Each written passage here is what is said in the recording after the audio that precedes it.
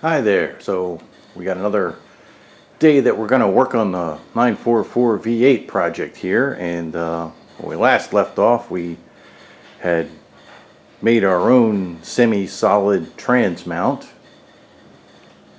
It's still sitting here on the table. As you can see, it's all done. This stuff is still kind of flexible, so I'm thinking it'll work okay. This is the 60 durometer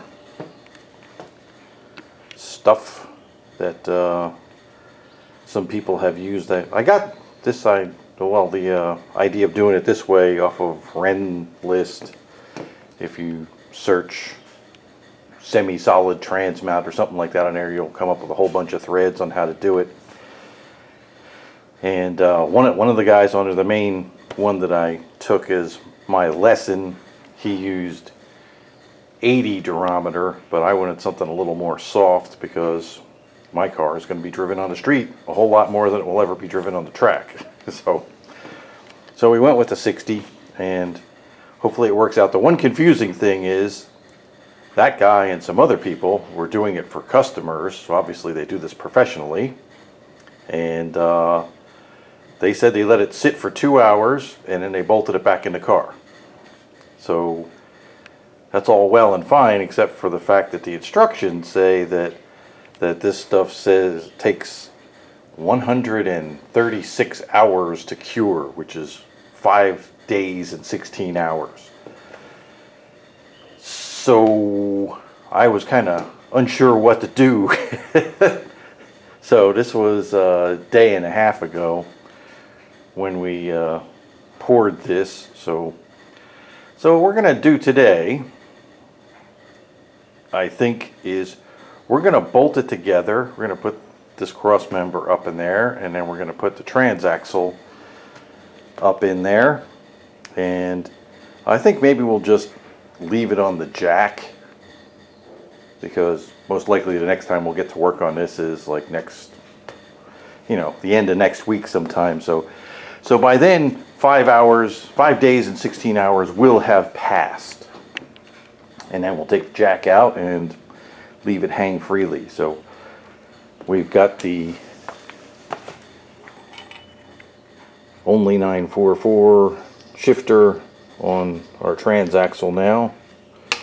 This is a pretty nice unit. I like it a lot. It reduces the throw of the shifter by, I think, 1/3 or something like that. Right now it's a little tough to get in and out of gear, but hey, you get the idea. And I would make sure you have this boot on there. This is kind of one of the conundrums of R&R in one of these transaxles. So these here are the bolts. They go through the transaxle. And then on this side they go through the trans mount, and that's basically what the transmission hangs by. So you can see where these bolts, when the thing's up in the car, kind of get in the way of this shift linkage. So this has to be kind of up out of the way, which, remember, this is kind of up against the bottom of the car, so there isn't a lot of room to go up. And you compound that with this thing. This is the cover that goes in that big hole.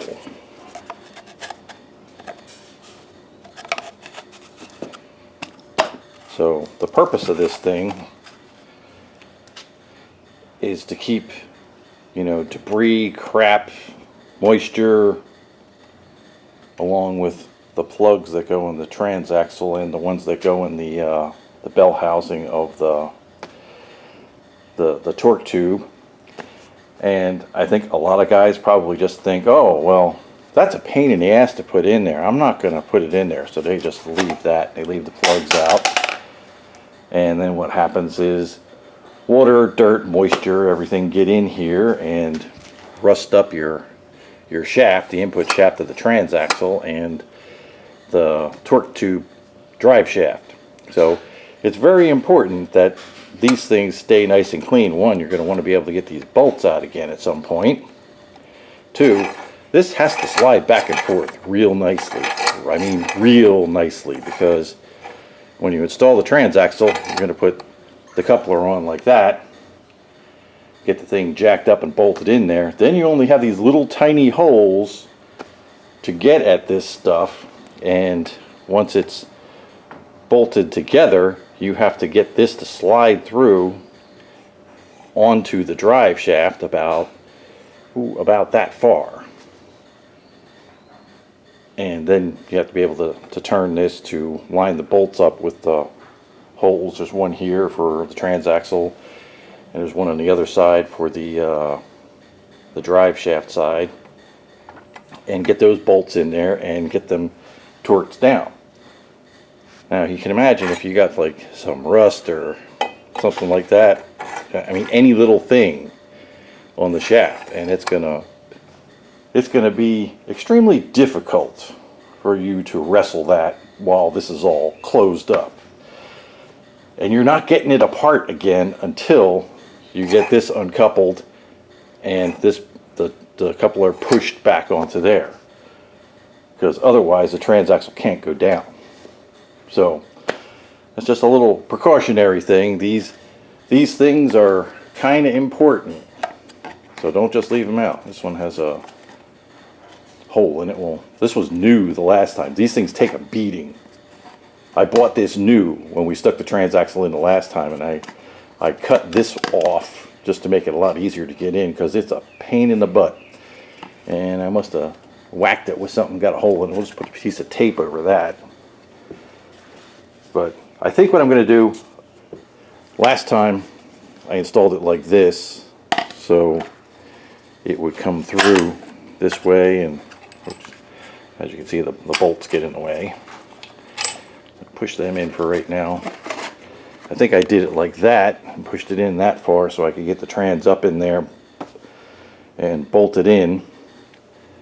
Then I slid it out into the bell housing of the torque tube. I think we're going to do it the opposite way this time. So this way we'll put this up in the torque tube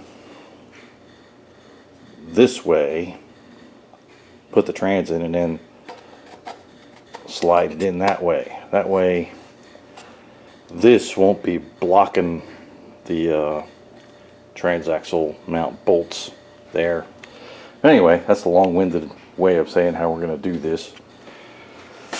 So we'll get at it and see if we can get this thing bolted up in there today.